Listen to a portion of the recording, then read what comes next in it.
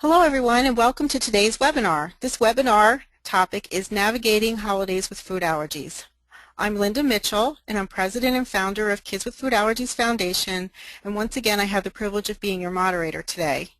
Today's presenters will be answering questions that you have sent in advance regarding navigating the holidays. This should be a very interesting and lively session, so I'm really glad you've joined us. We have two wonderful speakers today, Dr. Michael Pissner and Dr. Sarah Boudreau-Romano. Dr. Mike is a passionate patient educator, accomplished pediatric allergist, and a dad to a son with food allergies.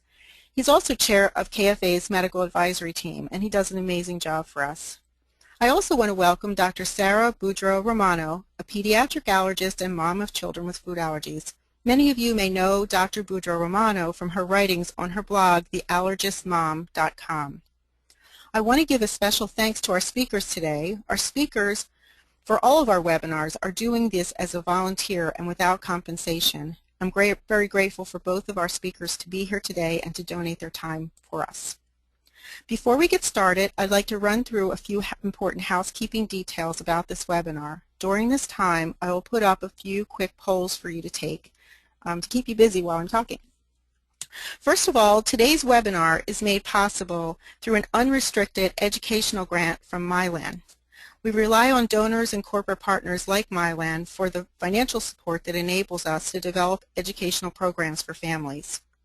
Next, please remember that this webinar is of a general nature only and is not medical advice. While Dr. Mike and Dr. Sarah are doctors, they are not your doctor. You should consult your own physician or healthcare provider for any medical advice you seek with regard to food allergies or any other medical conditions. Also, please do know that we're not implying that any food, ingredients, products, medications, or treatments that may be mentioned today are safe for you or for your family. You need to consult with your physician and always remember to check labels and contents. Today's webinar is being recorded. You will receive a follow-up email from us a couple days after the webinar, and it will give you a link to where you can see the archive and listen to it and share it with your friends. We also have another large audience here today with us, so everyone's in listen-only mode. But since we want this to be interactive, you can partake in the polls that we have up, and there's also a questions pane where you can type in questions you may want to ask or comments that you might have regarding what we're talking about. Our presenters will be starting with discussions of topics on questions submitted by parents, as I mentioned earlier. Dr. Pissner and Dr. Boudreau-Romano have also agreed to answer additional questions after the session presentation has completed. And then midway through today's webinar, we'll stop to give away 3 copies of book author Amy Reekhov's The Buggy Bops. The recipients of these gifts will be picked randomly from those still in attendance later in the webinar. When we end this webinar, you'll see a survey to tell us how we've done. Please take it and let us know so we can use it for feedback for programming going forward. So without further ado, I'd like to introduce today's speakers, Dr. Michael Pissner and Dr. Sarah Boudreau-Romano.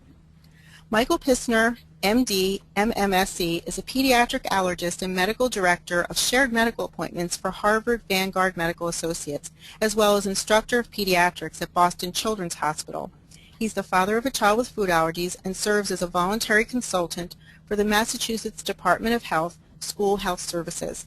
He's a fellow of the American Academy of Pediatrics, where he's a member of the Council of School Health and section of Allergy and Immunology, and is a member of the American Academy of Allergy, Asthma, and Immunology, where he is a member of the Adverse Reaction to Food Committee and serves also on the board of the Asthma and Allergy Foundation of America New England chapter. He's also a member of the National Food Allergy Management Education Advisory Board and is the author of Everyday Cool with Food Allergies, a children's book. In his spare time, if he has any left, he also has co-created a wonderful website, allergyhome.org, that provides free training modules to increase food allergy awareness in the community. Sarah Boudreau-Romano, MD, is a board-certified pediatrician who completed her training in allergy immunology at the now Lurie Children's Hospital and Northwestern Memorial Hospital in Chicago. She's the mother of 4 children, 3 with a history of food-induced anaphylaxis and 2 with a history of food protein-induced enterocolitis syndrome, or FPIES. She's a fellow of the American Academy of Pediatrics and a member of the American Academy of Allergy, Asthma, and Immunology, as well as the Illinois Society of Allergy, Asthma, and Immunology. She currently serves on the advisory board of the Food Allergy Initiative in Chicago, and Sarah is also she's also the author of the blog The Allergist Mom, what she created last year in the hopes of connecting and supporting with families learning to live well with food allergies. So Dr. Mike and Dr. Sarah, you can go ahead and unmute yourselves, and I'd like to hand over the virtual mic so you can go over the poll results and get started on your presentation today. Thank you for joining us. Thanks. Thank you for having us. Thank you, Linda.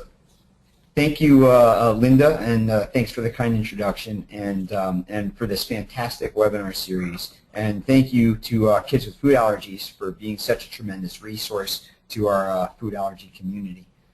So before we dive into holidays and food allergies, I wanted to give a bit of the backstory and welcome Sarah.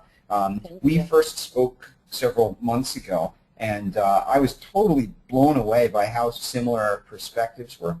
We both have kids with food allergies, and we both are allergists. And we've now spoken a few times, and I have learned so much from Sarah, and I've taken away so much from her own perspectives and the way she throws humor into everything. And when we started talking, figured that that what we could learn from each other, perhaps other people can learn if we were able to share our conversations and experiences with others. So that's pretty much the way this got started.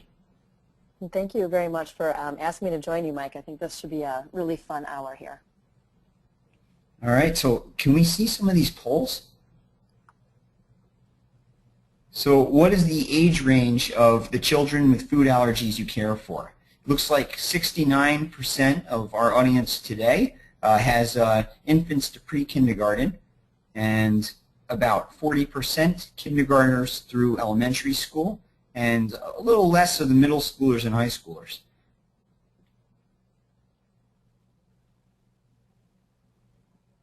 You want to do this one, Sarah?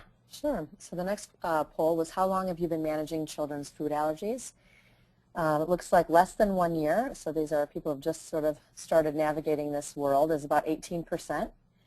People who have been managing it for 1 to 2 years is 24%. And the majority of people who are joining us today have been managing food allergies for 3 or more years.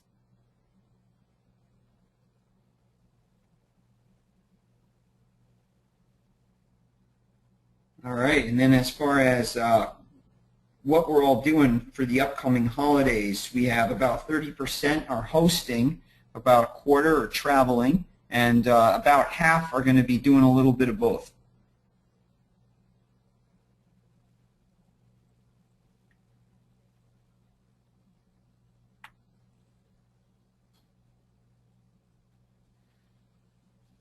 And for anyone who knows me, I'm completely a broken record when it comes to prevention and emergency preparedness. And so these principles of food allergy management must be implemented at all times and in all circumstances, especially during the holidays. And so I just wanted Sarah and I to have a chance at just hitting upon some of these basics before we get going, because these are really going to be the overarching theme of absolutely everything that we talk about, and really everything that we do as parents for kids with food allergies. We're going to need to act to prevent accidental exposures, avoid, and we can do that by label reading, preventing cross-contact, knowing sources of hidden ingredients.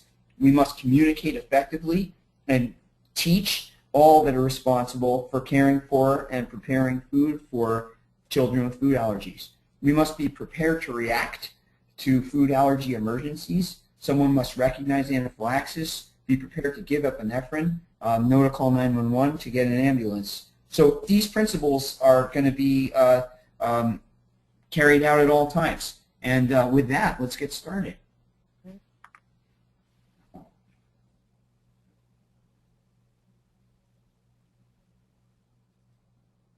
Do we have the first question? So Sarah, I flapped enough. I'll pass it on. All right. So this is a great question. What do you do about the fact that there's food everywhere during the holidays? I don't know about you, Dr. Mike, but this is, I repeat this phrase like ad nauseum during the holidays. Why is there food everywhere?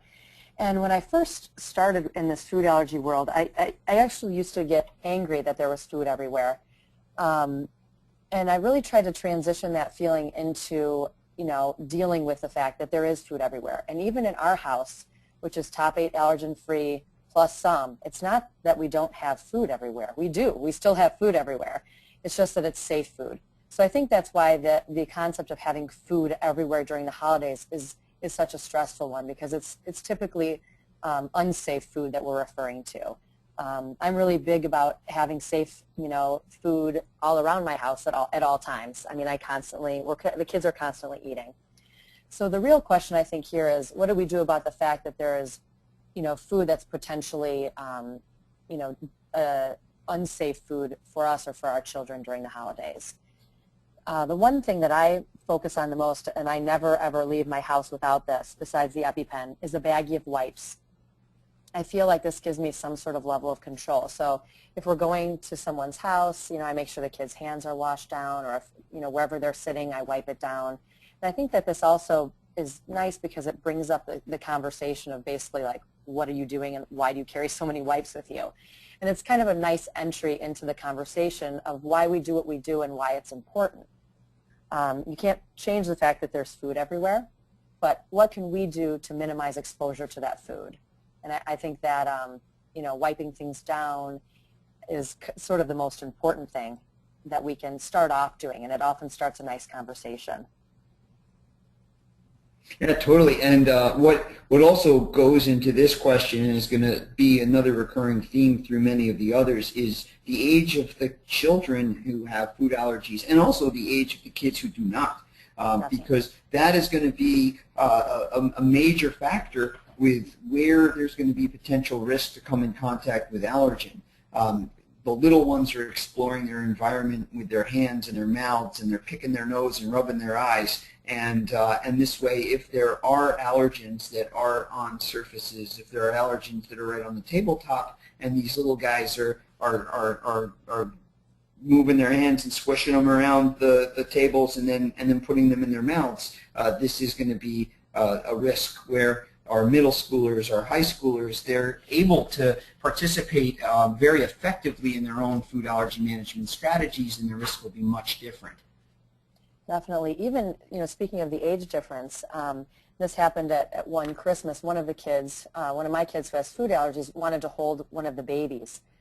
And, somehow the baby ended up on my child's lap, and, he was holding him, and I looked over, and the baby is like putting the hands in my child's mouth. So, it's some things that you don't even think about. Who knows where the baby's hands were, and I wasn't really sure how he was holding the baby, but of course someone thought he was, they were doing a nice thing by letting him hold the baby. But just knowing that whoever your child is in contact with directly, has washed their hands or been wiped down after they've eaten. It's just a scenario that happened to me that's unusual, but something to kind of keep in mind.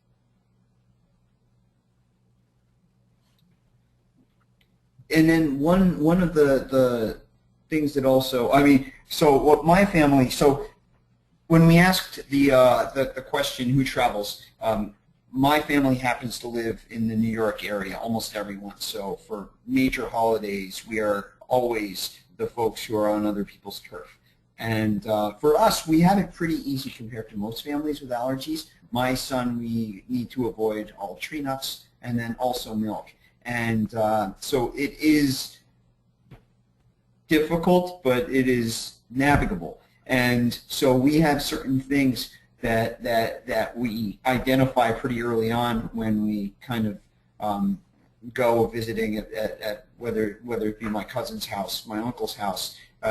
You kind of go in, survey a scene, see what is out already, and we also do have upfront conversations before visiting, but inevitably an allergen is going to be out, at least in our case, and that does increase the vigilance of my wife and I. And now my son is old enough; he's 9. He also can become, and he plays a big role in knowing where the allergens are. And unfortunately, what also turns into it, especially when they're younger, and Sarah, I think that when we were talking, you mentioned this as well, knowing which other folks in the house are actually eating those allergens and being aware of some of the cross-contact risks with that. In our case, it's usually this never-ending bowl of nuts that for some reason always has to show up. Yeah, definitely. And it's the bowl of nuts, it always makes me laugh because, and not in a great way, but my father-in-law has anaphylaxis to 4 tree nuts. But and this is early on. I think now we're getting maybe a little bit better when we go over there. But you know, at parties they'll have bowls of peanuts out, and I just think, like, why in the world? Like, you have the experience of having had anaphylaxis to tree nuts. Why would you put peanuts out in the house? And you know, finally, after many times, you know, my husband said, "Mom, you got to put these out every time." She's like, "Well, what's a party without a bowl of peanuts?" And, you know, in my mind, I thought, well, what's a party without a bowl of hazelnuts? You know, I mean, we don't put hazelnuts out because, you know, our father-in-law has anaphylaxis to that. So, you know, it's really funny how people, unfortunately, think a lot about what their own needs are. And so that's why sometimes these conversations can be a little bit uncomfortable because everyone's worried about their own needs or their own desires, I should say, in many instances. And that just brings up a point, Mike, which I had written down because I think this point is really important. And you said this just a minute ago, how you have to educate people before you're there. It's really hard to walk into a holiday and everyone's already kind of in the midst of eating and carrying cookies around to every room. And then to walk in and say, hey, you can't really do that, and can you watch out for him? It's really better if you kind of go in with everybody having a heads up on the situation. That way, if anyone feels, you know, angry or put out, they've kind of had a little while to process that, and you're just not throwing a bunch of information at people. Because I think when you rush through the education, you put yourself and your child, you know, in a bad spot because people aren't really prepared to hear it at that point. So I think that really getting to talk to your family way ahead of time, you know, a week ahead of time, so that people are prepared and not feel so taken off guard when you walk in and start, you know, giving the rules. Yeah, absolutely. And so, Sarah, Dr. Sarah just kind of brought us to the next slide over here, which is really communicating with our families and really kind of letting them know what is in the best interest of the child with food allergies. And sometimes that is going to come right up against whatever they're carrying into this holiday. And I think the holidays for lots of us have our own expectations, oftentimes that are kind of crafted by our own childhood experiences and those cookies that we remember from when we were a kid we want to share with everybody around us. And so sometimes we're going to be up against very well-intended people who only want to shower our children with love and at the same time want to share their experiences and their traditions with us and our families. And sometimes the hard part is when they don't necessarily have the awareness that we do. We live it every day. We know what it takes to safely serve somebody with food allergies. We know how many steps it takes, and it takes a lot of effort, and it takes a lot of practice, and we screw up all the time. I still do make mistakes. And so now if I expect my Aunt Millie to be able to pull it off, and I had a very short conversation, and this is what Dr. Sarah was getting at, if we just have this conversation when we show up, first off, the expectations that Aunt Millie has are going to already be set and determined before we show up. And when our child comes in the house, she's going to be really upset when those cookies aren't eaten. And she doesn't necessarily have the same knowledge that we do because she has no reason to learn how to read labels, prevent cross-contact, about hidden ingredients. And so that's what is going to be our responsibility, is to effectively communicate with goodwill and clarity about what it really is that our kids need. Right. And, you know, one thing that I just make a general rule because I have had too many holidays where, you know, someone's like, oh, do you want this cookie? And then, you know, my child who is allergic to, you know, milk, egg, wheat, you know, on and on, they'll say, no, I can't eat that. And then they say, well, what about this stuffing? No, I can't eat that. What about these noodles? No, I can't eat that. And it becomes a very saddening moment for everybody. For me, having to watch him repeat that he can't eat that over and over again. You know, for the offerer, because they want to find something that they can eat. And for the child, who has to be reminded over and over of all the things that they can't have that everyone else is eating. So, and part of my preparation is letting people know that I will bring food that's safe for them. So you don't have to feel bad that they can't eat your cookies, because they're still going to be eating a cookie. They're still going to participate in that, you know, festive event of cookie eating, but they're going to participate in a way that's safe and healthy for them. And I think that if you know, from my perspective, I can't ask anyone to cook without milk and egg and wheat and soy and peas and nuts. So I always bring our own food. And I think just letting people know that ahead of time prevents hurt feelings. And it also, for me, gives me peace of mind that I don't have to worry about how they made that, or what if, you know, a knife touched this that was, you know, cut a brick of cheese before. It just takes off some of the stress for all of us. So I think letting them know, if you do bring your own food, that we're going to bring our own food and we're okay with that, and it's what's best for us. And it's not sort of a mopey thing like, well, we have to bring our own food, which may be in the back of our head how we feel, but if we present it in a positive light, then they see that as a positive thing too. And then they're not so dragged down by the fact that the kids can't eat what they made. And then from the same perspective, and we do the same, I think it also sends a very powerful message to our own children, because whenever they're going to be in these circumstances, whether it's with relatives, friends, or as they get older, colleagues and workmates, knowing that they really have control over their own situation, feeling proud of taking good care of themselves and doing what they need to do, is really going to be something that is not going to be dependent on the goodwill and education of the people around them. This way, this is going to be something that consistently we as parents and they as kids are going to know that this is what they do to take good care of themselves, and they don't need to rely on the people around them, meaning they have more control and it's a little less out of their power. Exactly. And having that confidence to say, well, I can't eat, you know, that Greek cookie that you're eating, but I'm going to have something that is fun for me to eat, and not having that pressure of feeling like you have to eat something that's exactly the same. And I'm not saying that I never try to make things exactly the same, but without allergens, because I do. But I want them also to feel that if it is different, that that's okay too, that they're making the good, healthy, safe choice for them, and the experience of eating can be enjoyable, and then the social aspect around that is really the big fun part of it. You know, and Dr. Sarah, you just brought us to one of the questions I know that one of the folks asked before. If Melanie, if you could find the turkey slide. Mm-hmm.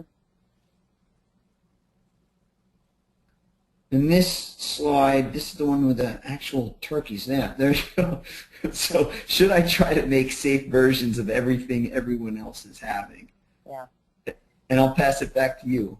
Great. I mean, you know, I feel like when you have so many of the top 8 allergens that you're avoiding, you do miss out on some of the traditional senses and, you know, the smells and just the feeling of what your house used to be like when you were a kid. And so there are certain things that are very important to me. For instance, my grandma's stuffing. We went without that at Thanksgiving because I thought, how could I ever make that the same? I can't buy croutons. Most of the gluten-free croutons have stuff that we can't have. And so last year, it was so important to me to have my kids have that sort of experience that, you know, I spent 4 hours drying my own, you know, breadcrumbs and seasoning them myself so that I could make this for them. And, you know, there's always that moment when, and I'm sure a lot of you guys can relate to this, when you put it in the oven, you pull it out and you just think, I mean, this could taste great or this could taste safe. And for me, it was just such a great moment when it actually tasted the same. So I think there are fun parts that you want to make it the same, and I think that's okay, as long as it's not bringing you down. as long as it doesn't become this over-focused thing that you feel like your holiday is not complete unless you have the same thing everyone else is having. You know, and yeah. Oh, I was just going to say, and that kind of sends it's kind of the same message with our kids in the classroom when they're attending somebody's party or somebody's house and they have a food or siblings, where if we are teaching our children to expect that they need to have things that really seem almost identical, and then we're potentially giving them a message that they shouldn't be comfortable with difference. And I think that letting them know that it is okay and sometimes even good to be different, then will hopefully, when they get older and they're actually making their own decisions, then they will make wise choices that won't necessarily compromise them, especially if they're afraid of difference and they just want to be similar to their peers. And that is a strong message, I think, that Dr. Sarah's sending, which is really, you know, you can pick some of the things that you really want to have matched up, but it's okay if it isn't the same. Right, and Dr. Mike, I think one thing that's important too, and you know, I spend a lot of time, you know, really trying to look at myself through my children's eyes, and you know, I like most parents too. You know, you want to do right by them, and the one thing I really work on in the holidays, and I need to always work on this, and I still, you know, I'm not perfect at it, but I never want them to send the children the message that because of something that they can't eat, there's something, you know, not complete about the holiday. And so I think it's just really important for us as parents, as we prepare for the holidays, that we also model that it's okay with us that we're not doing the same thing as everybody else. And it may not just be about food, but it may be about tradition or, you know, for Easter, for example, you know, I always painted Easter eggs and hid them and cracked them open and poured the salt and pepper on them and ate the hard-boiled eggs. But that doesn't work for us. So, you know, maybe in the quiet moment I'll say to my husband, boy, I really would love to have, you know, a hard-boiled egg. I miss that. But to kind of keep those conversations away from the kids and let them know that you're okay with the plastic egg. So what? It's not how it always was, but that's your new tradition. And celebrating the new traditions that you and your family have come to know and develop together because of food allergy. And I think that some of these new traditions are, you know, have been pretty awesome for us. Hey, and you just brought us to another slide that one of our folks who put in questions asked. Is it okay to create new traditions? Definitely. I mean, I don't know about you, Dr. Mike, but some of, and I don't want to brag here, but some of our new traditions I have actually loved. You know, we do now these wooden eggs for Easter, for example, and we paint them and we put stickers on them. And it takes a long time, and the kids get really creative with them. And if we lose one when we're hiding them, the whole house doesn't smell like rotted eggs. So there are really good things in creating new traditions. Letting the children have input on the tradition, I think, is also really fun. Kind of really creating your own nuclear family tradition has been really exciting for us, and the kids love the input that they get in it. What has your experience been with that, Dr. Mike? Well, ours mainly has been actually Halloween is the one for us that really is the big big game-changing holiday there with the tree nuts and the milk, and I would say now for the last 3 years, all candy that has been collected, we do go trick-or-treating. We do collect the candy, and my son does hold the bag and collects the candy. But then he has complete trade-in. He doesn't even ask about the candy. We don't even sort through the candy. He just trades it in. And so he and his brother help negotiate, and they are shrewd negotiators, the rate for the trade-in of the candy for what they get. And so they have, I would say that they have swindled my wife and I, and now they get they get more than I think that I was hoping, but they really look forward to, and now they expect that after Halloween they get to trade in their candy full out, and then they get to save up whatever they traded it in for and do what they want with it. Yeah, so think about that really. I mean, you've turned Halloween into just like this like candy shoving event into, a way that your kids learn how to be, kind of businessmen, working the deals. So all these new things you can learn. For Halloween, we actually now, I host a top 8 allergen Halloween party, costume party. We have about 100 people. This year we ended up having, 12 or 14 kids with food allergies and their siblings. And that is our big event. But just like you, we let the kids trick or treat. In the past, we've poured it out in a bag, and then because my oldest son does not have food allergy. So it's a little bit tricky, because he wants the giant Twix that some, house gave away. And so in the past, we've laid it out, and then I wipe down a few Skittles and give it to the one that's safe for.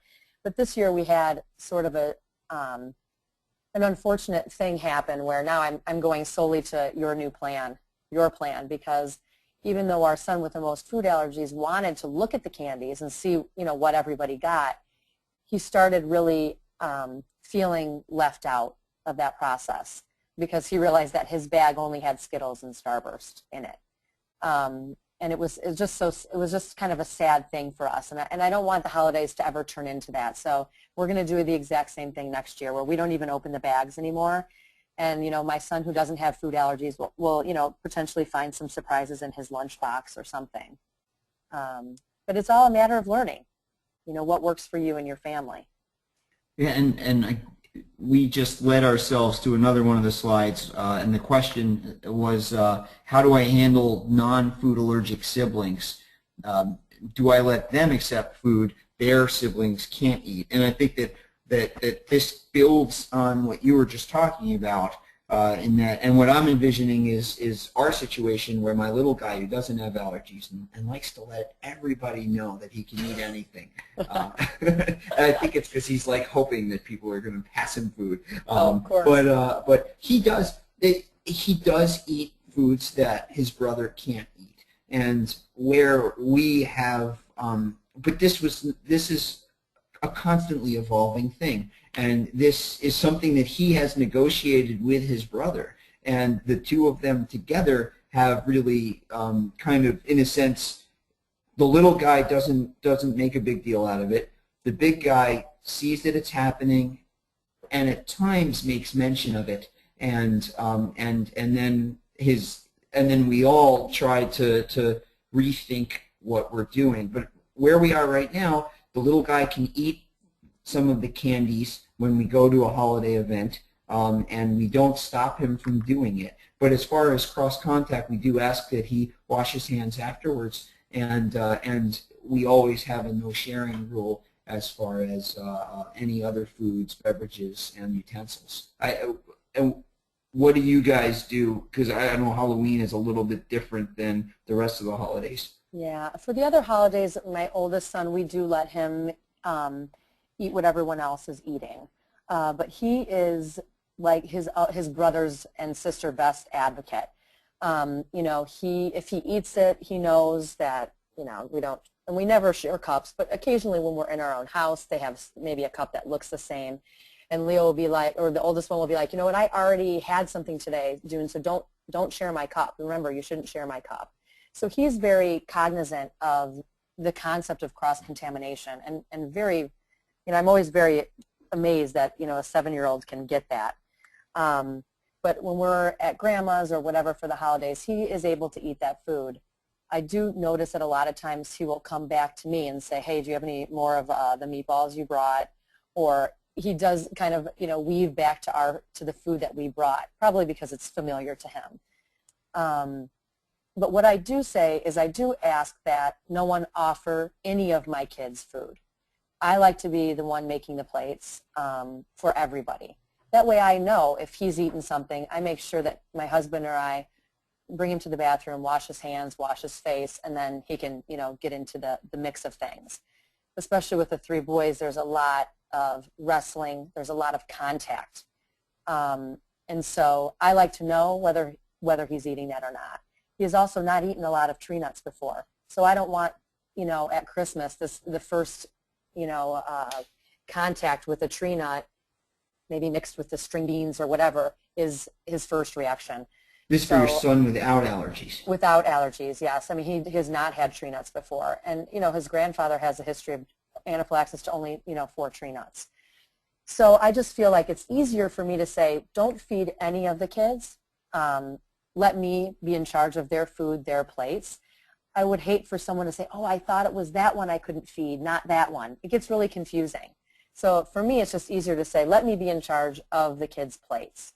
That way I know what everyone is eating, who I need to wipe down, and I just think it's easier, less responsibility for everybody else. Yeah, and you made a really good point about the wrestling between your kids, and I think that this will be something that any of the families would take into consideration, which would be the developmental age of their child. And if you have a whole bunch of kids who are 2 or 3 all around the same age, this is where the sibling without allergies, their saliva really may wind up getting in the food or in the mouth or in the hands of the child with food allergies. But you have your child with allergies is a different or an older kid, then it's going to be a different experience, because you'll be able to more effectively, and they'll be able to more effectively keep cross contact from occurring. And so that's going to come into play with what you are ultimately going to choose to do with that sibling. Definitely. And that's why I think it is important for us as parents to know what they have eaten, the non-food allergic child, or when they have eaten, just so that you're aware of, sort of where everybody is at in terms of, hand washing and what they've eaten. But I think that one slide that I want to make sure we get to is sort of the same issue of contact and, kissing and slobbery kisses. And do you want to maybe try to talk about that right now? Definitely. Okay. So this kind of goes along with what we were talking about, just having someone who has eaten an allergenic food and then potentially want to share their love with the allergic person. My husband's side is a very big Italian family, and you don't just say hi or give a hug. It really involves a lot of kissing on the cheeks, and not just like pecks, like slobbery kisses. And this had been really a very big challenge for us, and actually created a lot of. I spent a lot of time very upset about this when it would happen repetitively. And the reason I was upset is not so much because I was concerned that a kiss on the cheek of a 5-year-old would cause him to anaphylax, but that it would cause him to be uncomfortable, to have a red itchy mark on his face, that I'm going to have to drag him in the bathroom and wipe his face and find his Zyrtec. It kind of takes him away from the natural course of the event, and sort of just focuses on this allergic state. And I had really reminded everyone, just don't kiss them. And I remember we were at one wedding event, and one of the uncles, even though I literally had said it a few minutes before, kissed him on the cheek. And this may have been a mean thing for me to do, Dr. Mike, I'm not sure, but it had been like maybe the 3rd time the same person had done it. And, within a few seconds, my son had hives up and down his face. He was itching like crazy. And he's a nail biter, so now he's got the slobbery kiss now on his hands, and I'm then afraid he's going to put him in his mouth, which then becomes more of a concern. How old was he then? He was at that time about 3 or 4 when this happened. And he still, of course, is a nail biter, my kid with the most food allergies. But anyway, I brought him up to his uncle, and I said, I don't want to make you feel bad, but I know you don't understand or think that this can really be an issue, but I wanted to show you what happens when he gets kissed on the face. I'm not mad. Sometimes you need to see something to believe it. And he was like, I didn't believe it. And now I feel terrible. And I'm like, well, I don't want you to feel terrible, but I want you to believe it. So if that's what it takes, I guess. And I feel like since then there's sort of been the word put out, that you can show love in other ways besides sloppy kisses. And this brings a good example of the whole skin contact and reactions. And just really briefly, skin does in the few studies that have been done, skin has shown to be a good barrier in the sense that it's extremely rare to have a systemic, a full-body allergic reaction with intact, healthy skin. But that being said, kids with eczema and kids in general are as we mentioned before, exploring their environment with their hands. One study that was looking, they did this study to look at pesticides and to see what the danger is with kids potentially putting their hands in pesticides and then putting them in their mouth. So they did this study looking at how frequently little kids put their hands in their mouths. And kids between the ages of 1 and 2 in their study put their hands in their mouths, or mouthing, either putting items in their mouths or their hands in their mouths 80 times in an hour. And then kids between the ages of 2 and 5 did these mouthing their hands or objects in their mouths about 40 times in an hour. So that's a skin exposure can very quickly turn into an oral exposure, and that's where the high risk is for anaphylaxis. Right. And I oftentimes will have a wipe in my hand when we first walk into family events so that I can wipe down their faces when it happens. Because, you know, there's still people who are not going to learn that, or choose not to learn it, or forget it, or, you know, whatever that may be. And so I just try to think, if that does happen, instead of repeatedly getting upset, I'm just going to take control over the situation, and I'm going to have my wipes handy, and we just, you know, basically wipe down their cheeks after, you know, the hellos are over.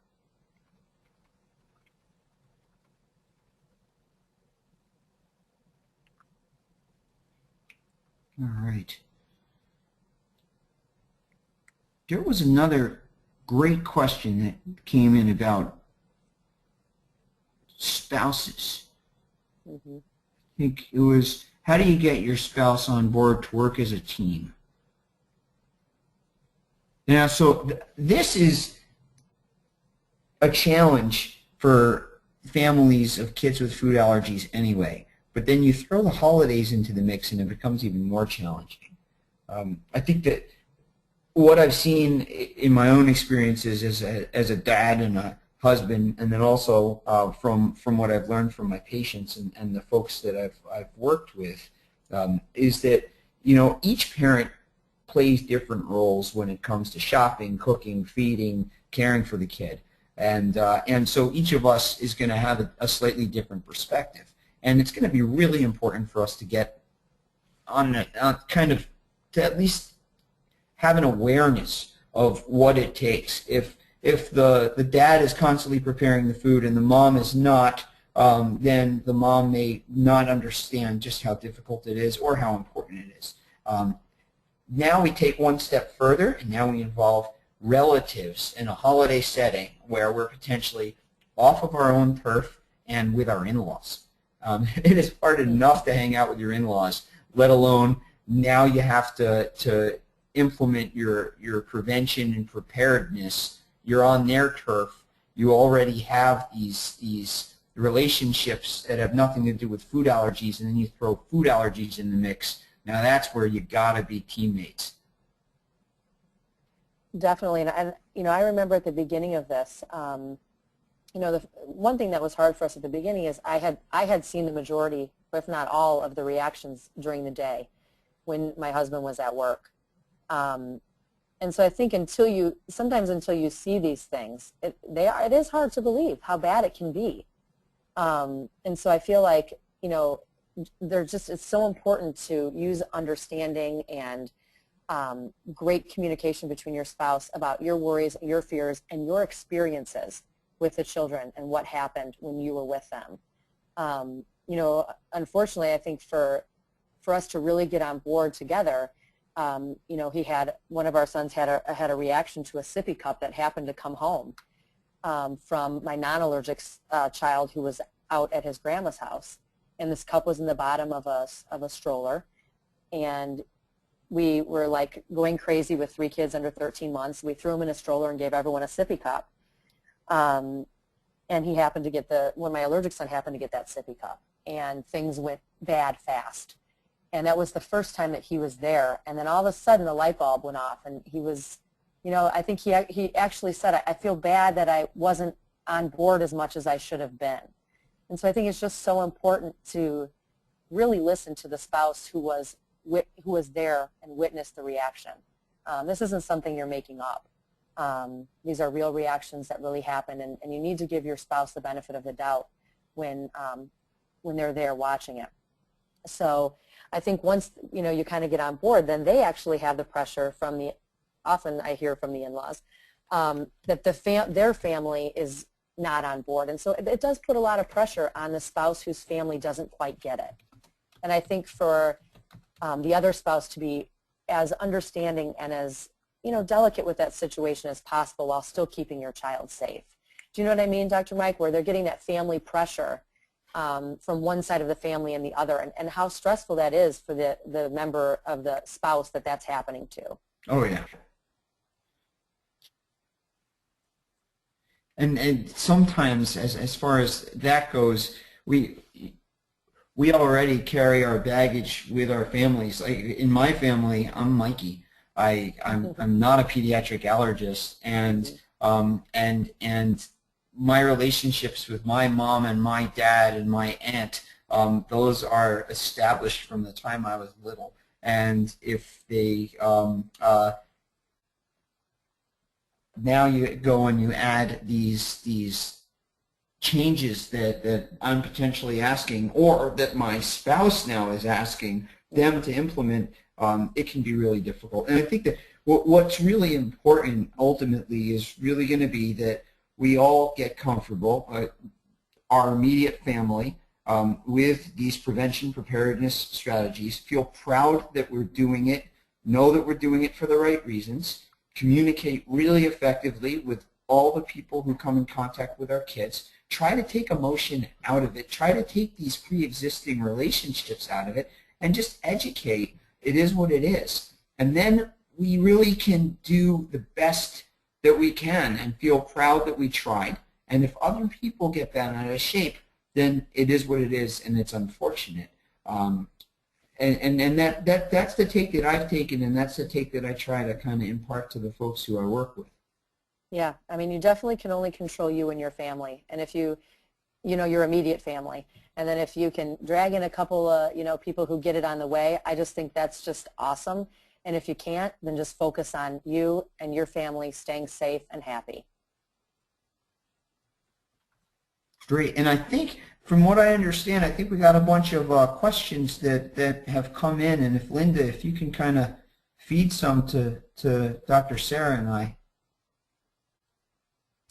Well, one of the ones I think would be relevant for a lot of people was, how do you teach family that picking peanuts out of food is not safe?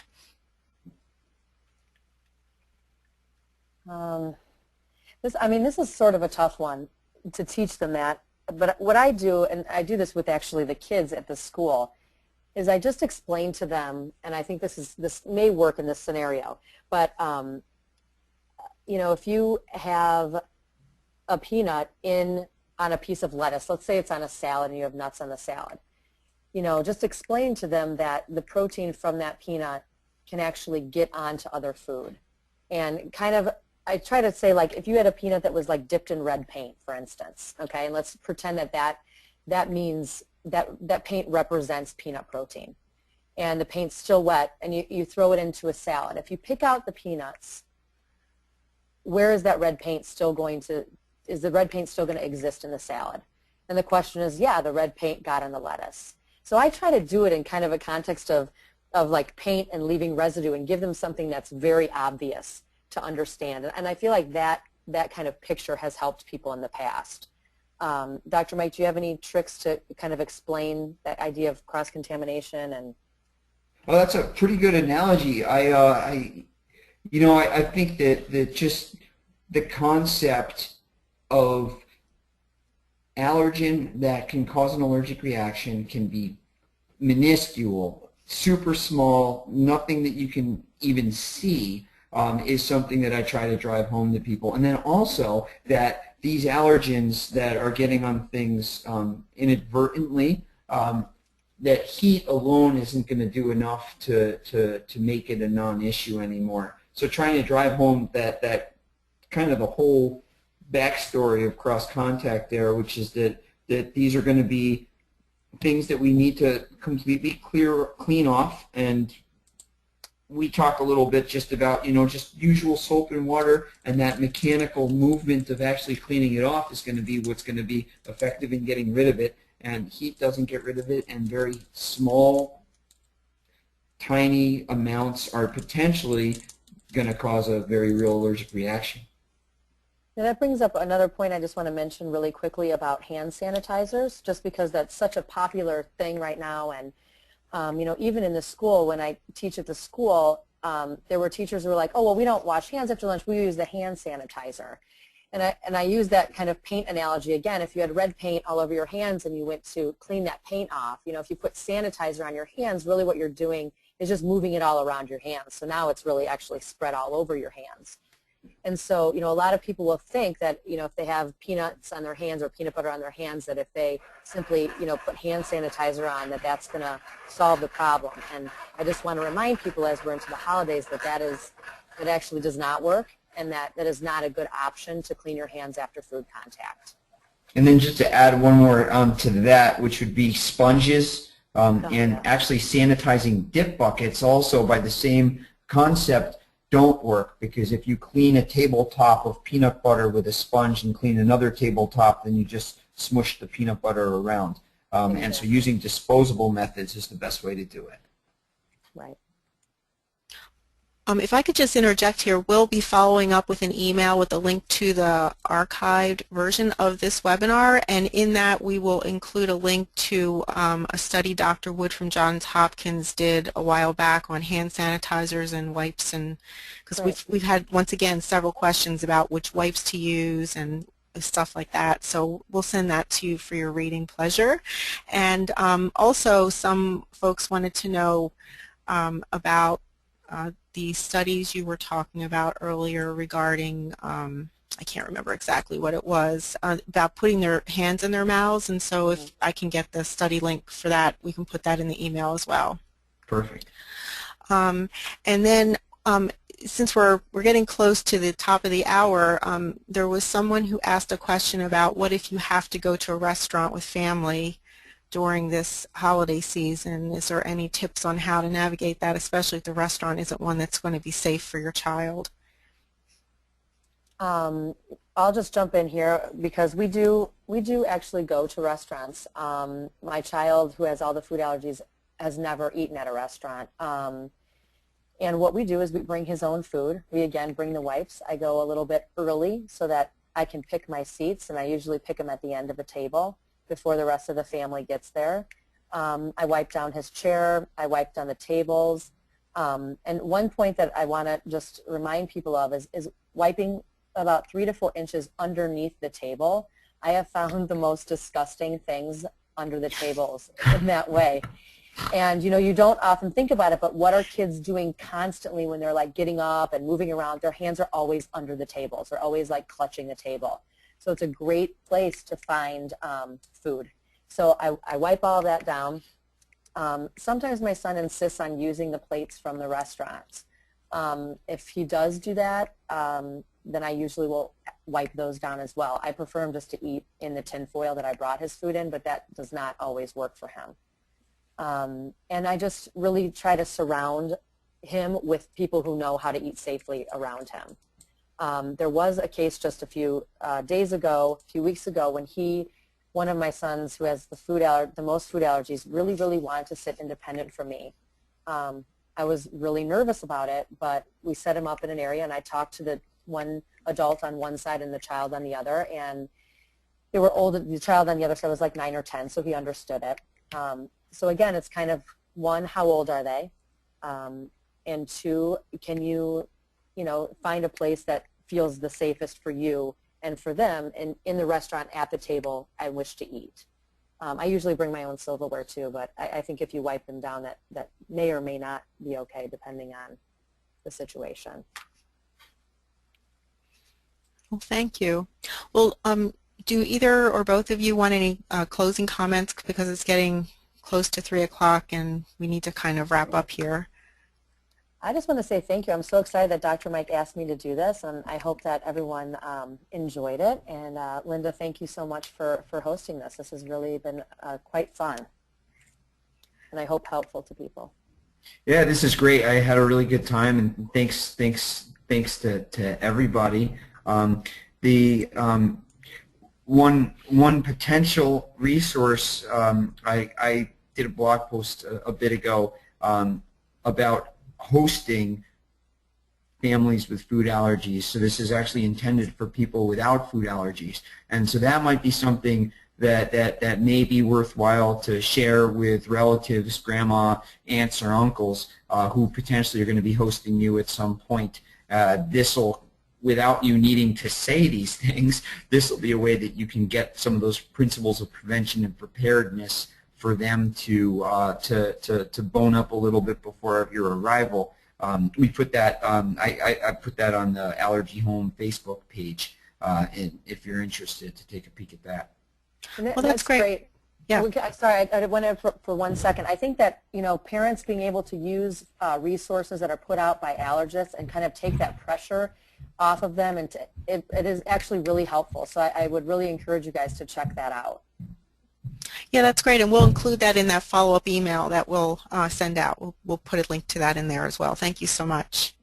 Well, I'm so grateful for both of you to join us today. I think you've really shared some great insights into things, both as an allergist and as a mom and dad of children with food allergies. So some other questions that came in we'll try to answer as a follow-up. But if you still want the questions answered, you might want to try our online community. Other parents might have some insights for you. And for those of you who are asking questions about how do I find a recipe for this or how do I find a recipe for that, I really encourage you to log into our online community. We have a really active food and cooking forum, and one of the big things that happens every holiday season is talking about menu preparations for holidays. We also have a recipe database on our website with 1,200 recipes that are searchable by the allergens you need to avoid, and it's once again got some great recipes in it that have been tried and tested by parents just like you and me, and so they would be a great resource for you during this holiday season.